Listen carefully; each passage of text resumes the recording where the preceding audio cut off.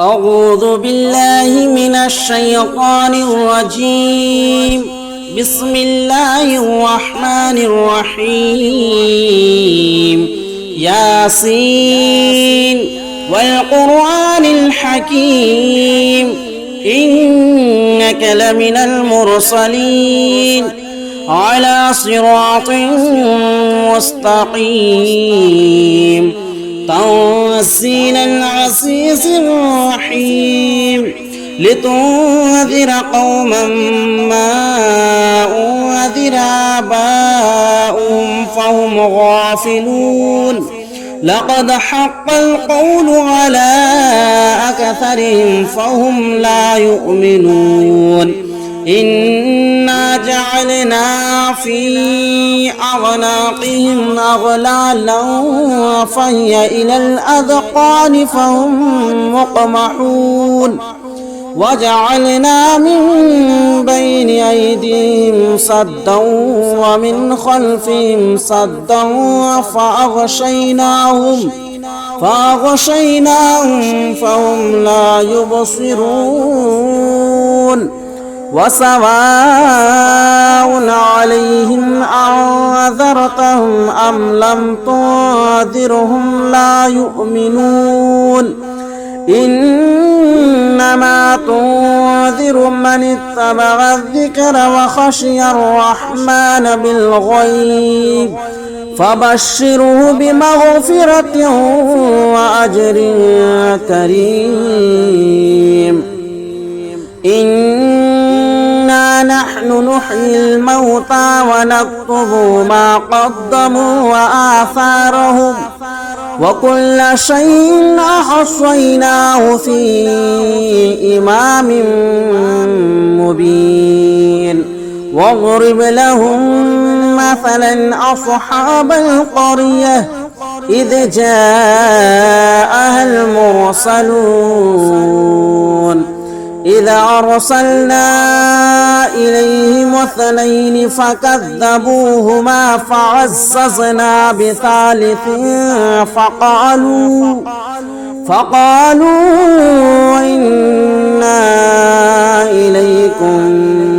مرسلون قالوا ما أنتم إلا بشر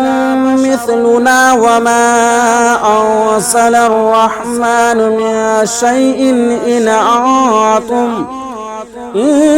أنتم إلا تكذبون قالوا ربنا يعلم إنا إليكم لمرسلون وما علينا إلا البلاغ المبين قالوا إنا تطيرنا بكم لئن لم تنتهوا لنرجمنكم وليمسنكم منا عذاب أليم قالوا طائركم معكم أئن ذكرتم بل أنتم قوم مسرفون وجاء من أقصى المدينة رجل يسعى قال يا قوم اتبعوا المرسلين اتبعوا من لا يسألكم أجرا وهم مهتدون وما لي لا أعبد الذي فطرني وإليه ترجعون أأتخذ من دونه آلهة إن يردني الرحمن بضر لا تغني عني شفاعتهم شيئا ولا ينقذون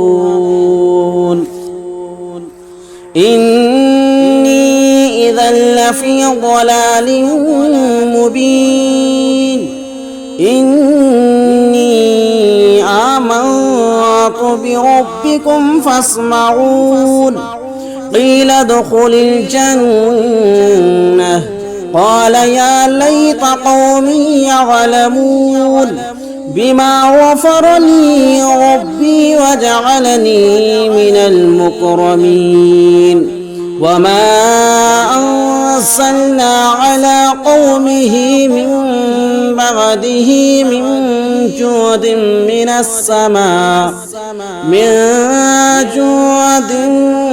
السماء وما كنا مرسلين إن كانت إلا صيحة واحدة فإذا هم خامدون يا حسرة على العباد ما يأتيهم من رسول إلا كانوا به يستهزئون ألم يروا كم أهلكنا قبلهم من القرون أنهم إليهم لا يرجعون وإن كل لما جميع لدينا محضرون وآية لهم الأرض الميتة أحييناها وأخرجنا منها حبا فمنه يأكلون وجعلنا فيها جنات من نخيل وأعناب وفجرنا فيها من العيون ليأكلوا من ثمره وما عملته أيديهم أفلا يشكرون سبحان الذي خلق الأزواج كلها مما تنبت الأرض ومن أنفسهم ومما لا يعلمون وآية لهم الليل نسلخ منه النهار فإذا هم مظلمون والشمس تجري لمستقر لها ذلك تقدير العزيز العليم والقمر قدرناه منازل حتى عاد كالعرجون القديم لا الشمس ينبغي لها أن تدرك القمر ولا الليل سابق النهار وكل في فلك يسبحون وآية لهم أنا حملنا ذريتهم في الفلك المشهود وخلقنا لهم من مثله ما يركبون وإن نشأ نغرقهم فلا صريخ لهم ولا هم يوقظون إلا رحمة منا ومتاعا إلى حين وإذا قيل لهم اتقوا ما بين أيديكم وما خلفكم لعلكم ترحمون وما تأتيهم من آية من آيات ربهم إلا كانوا عنها مغرضين وإذا قيل لهم أنفقوا مما رزقكم الله قال الذين كفروا للذين آمنوا ونطعم من لو يشاء الله أطعمه إن أنتم إلا في ضلال مبين ويقولون متى هذا الوعد إن كنتم صادقين ما ينظرون إلا صيحة واحدة تأخذهم وهم يخصمون فلا يستطيعون توصية ولا إلى أهلهم يرجعون ونفخ في الصور فإذا هم من الأجداث إلى ربهم ينسلون قالوا يا ويلنا من بعثنا من مرقدنا هذا ما وعد الرحمن وصدق المرسلون إن كانت إلا صيحة واحدة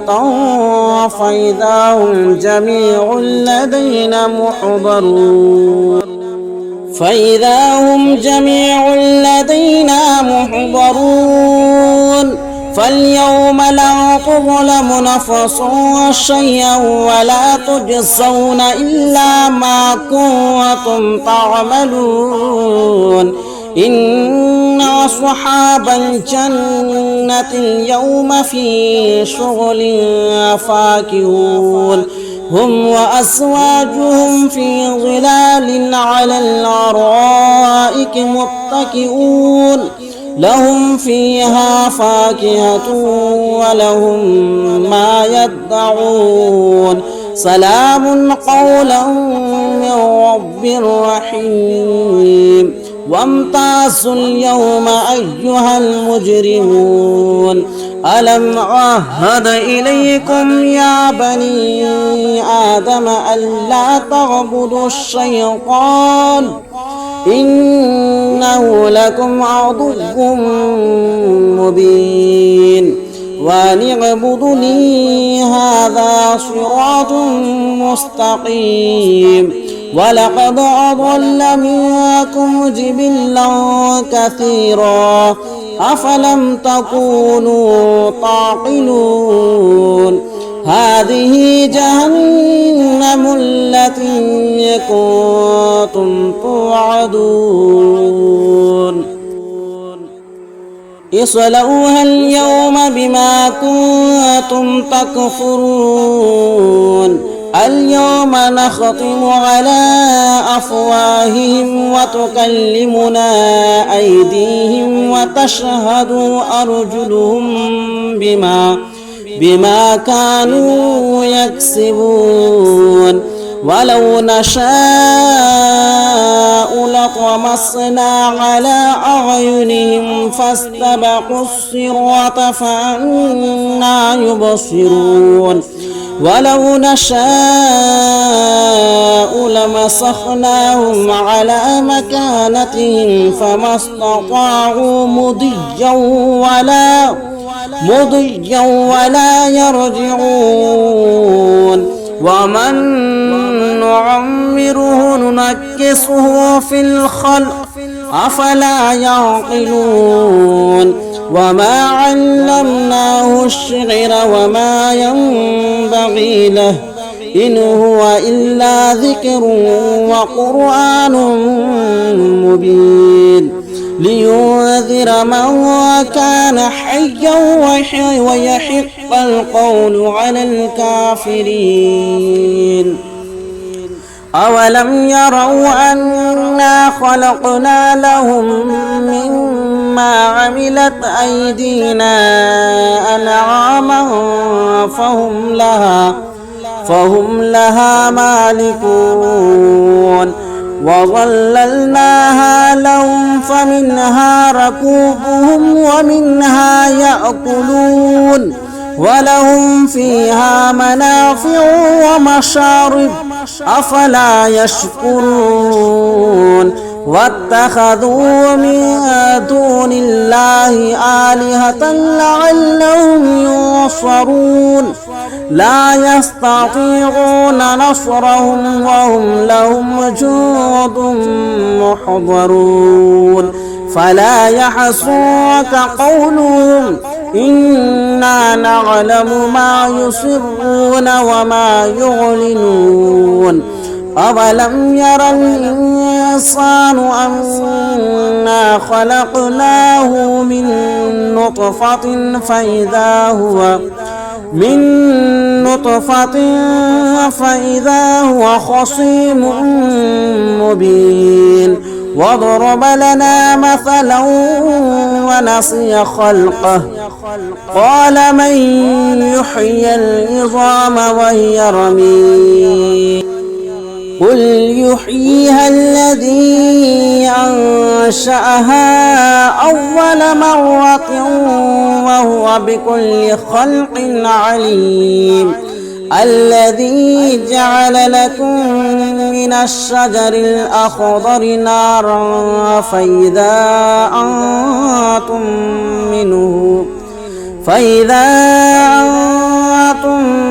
منه توقدون أوليس الذي خلق السماوات والأرض بقادر على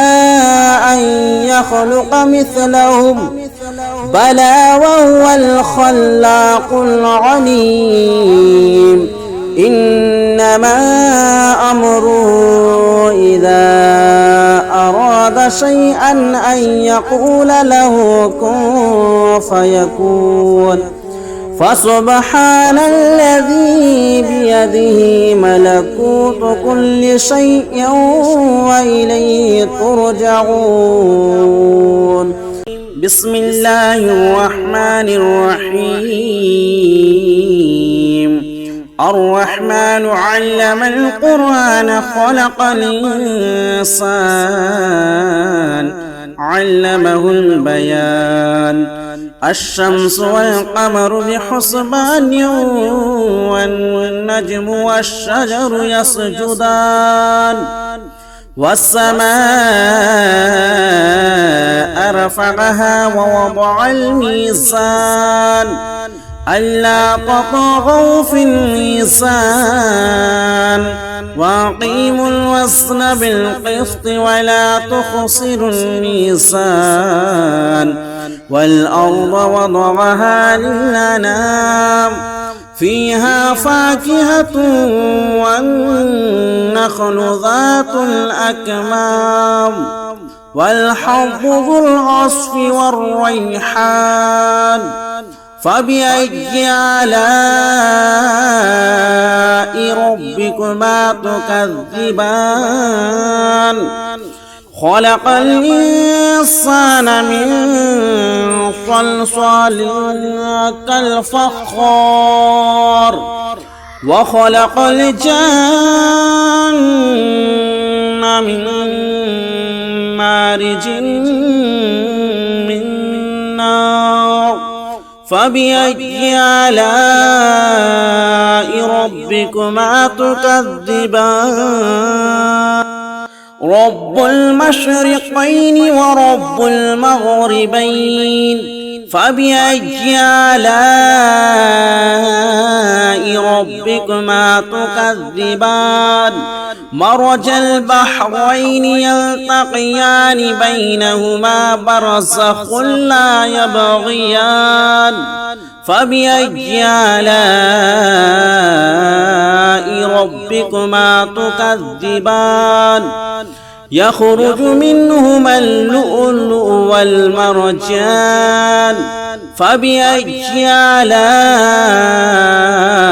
ربكما تكذبان وله الجوار المنشآت في البحر كالأعلام فبأي آلاء ربكما تكذبان كل من عليها فان ويبقى وجه ربك ذو الجلال والإكرام فبأي آلاء ربكما تكذبان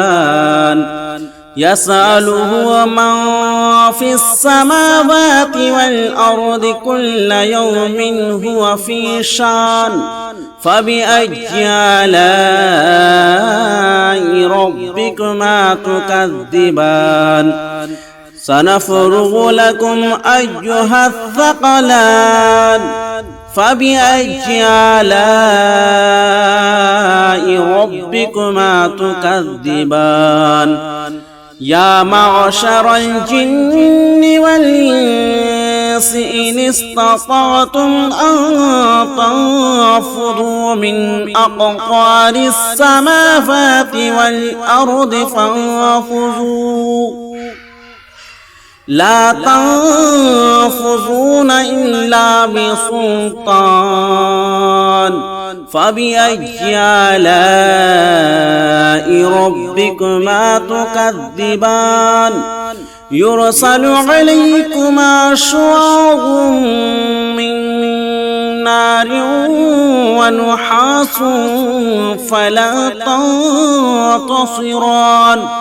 فبأي آلاء ربكما تكذبان فإذا انشقت السماء فكانت وردة كالدهان فبأي آلاء ربكما تكذبان فيومئذ لا يسأل عن ذنبه إنس ولا جان فبأي آلاء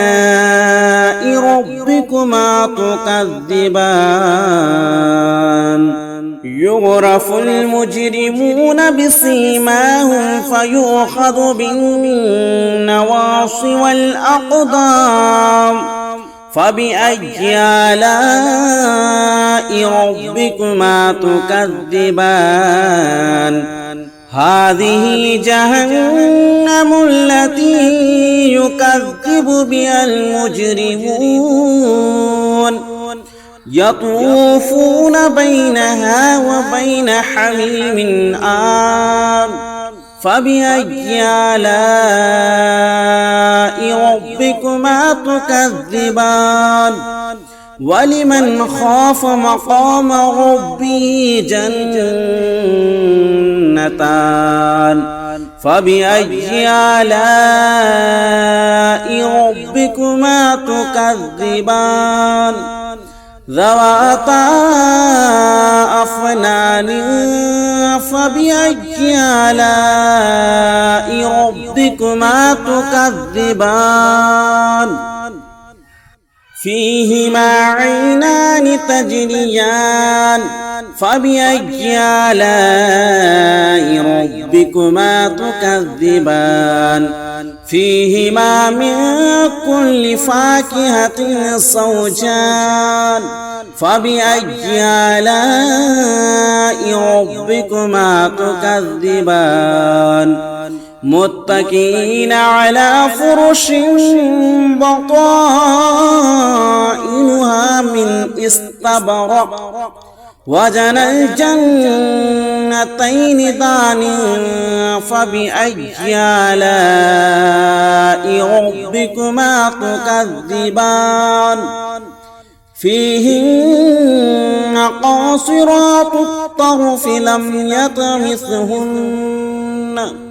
لم يطمثهن إنس قبلهم ولا جان فبأي آلاء ربكما تكذبان كأنهن الياقوت والمرجان فبأي آلاء ربكما تكذبان هل جزاء الإحسان إلا الإحسان فبأي آلاء ربكما تكذبان ومن دونهما جنتان فبأي آلاء ربكما تكذبان مدهامتان فبأي آلاء ربكما تكذبان فيهما عينان نضاختان فبأي آلاء ربكما تكذبان فيهما فاكهة ونخل ورمان فبأي آلاء ربكما تكذبان فيهن خيرات حسان فبأي آلاء ربكما تكذبان حور مقصورات في الخيام فبأي آلاء ربكما تكذبان لم يطمثهن إنس قبلهم ولا جان فبأي آلاء ربكما تكذبان متكئين على رفرف خضر وأبقري حصان فبأي آلاء ربكما تكذبان تبارك اسم ربك ذي الجلال والإكرام بسم الله الرحمن الرحيم إذا وقعت الواقعة ليس لوقعتها كاذبة خافضة رافعة إذا رجت الأرض رجا وبست الجبال بسا فكانت هباء منبثا وكنتم أزواجا ثلاثا فأصحاب الميمنة ما أصحاب الميمنة وأصحاب المشأمة ما أصحاب المشأمة والسابقون السابقون أولئك المقربون في جنات النعيم ثلة من الأولين وقليل من الآخرين على سرر موضونة متكئين عليها متقابلين يطوف عليهم ولدان مخلدون بأكواب وأبانيك وكأس من معين لا يصدعون عنها ولا ينصفون وفاكهة مما يتخيرون ولحم طير مما يشتهون وحور عين وكمثال اللؤلؤ المكنون جزاء بما كانوا يعملون لا يسمعون فيها لغوا ولا تأثيما إلا قليلا سلاما سلاما وأصحاب اليمين ما أصحاب اليمين في سدر مخضود وطلح منضود وظل ممدود وماء مسكوب وفاكهة كثيرة لا مقطوعة ولا ممنوعة وفرش مرفوعة إنا أنشأناهن إنشاء فجعلناهن أبكارا عربا أترابا لأصحاب اليمين ثلة من الأولين وثلة من الآخرين وأصحاب الشمال ما أصحاب الشمال في سموم وحميم وظل من يحموم لا بارد ولا كريم إنهم كانوا قبل ذلك مترفين وكانوا يصرون على الحنص العظيم وكانوا يقولون أئذا متنا وكنا ترابا وعظاما أئنا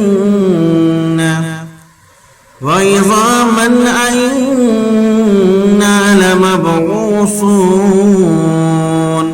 أو آباؤنا الأولون قل إن الأولين والآخرين لمجموعون إلى ميقات يوم معلوم ثم إنكم أيها الضالون المكذبون لآكلون من شجر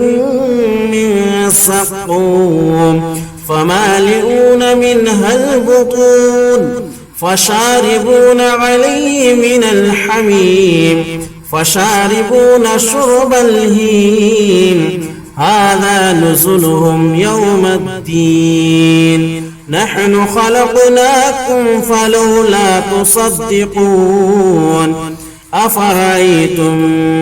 ما تمنون أنتم تخلقونه أم نحن الخالقون نحن قدرنا بينكم الموت وما نحن بمسبوقين على أن نبدل أمثالكم وننشئكم فيما لا تعلمون ولقد علمتم النشأة الأولى فلولا تذكرون أفرأيتم ما تحرثون أنتم تزرعونه أم نحن الزارعون لو نشاء لجعلناه حطاما فظلتم تفكهون إنا لمغرمون بل نحن محرومون أفرأيتم الماء الذي تشربون أنتم أنزلتموه من المزن أم نحن المنزلون لو نشاء جعلناه أجاجا فلولا تشكرون أفرأيتم النار التي تورون أنتم أنشأتم شجرتها أم نحن المنشئون نحن جعلناها تذكرة ومتاعا للمقوين فسبح باسم ربك العظيم فلا أقسم بمواقع النجوم وإنه لقسم لو تعلمون عظيم إنه لقرآن كريم في كتاب مكنون لا يمسه إلا المطهرون تنزيل من رب العالمين أفبهذا الحديث أنتم مدهنون وتجعلون رزقكم أنكم تكذبون فلولا إذا بلغت الحلقون وأنتم حينئذ تنظرون ونحن أقرب إليه منكم ولكن لا تبصرون فلولا إن كنتم غير مدينين ترجعونها إن كنتم صادقين فأما إن كان من المقربين فروح وريحان وجنة نعيم وأما إن كان من أصحاب اليمين فسلام لك من أصحاب اليمين. وأما إن كان من المكذبين الضالين فنزل من حميم وتصلية جحيم.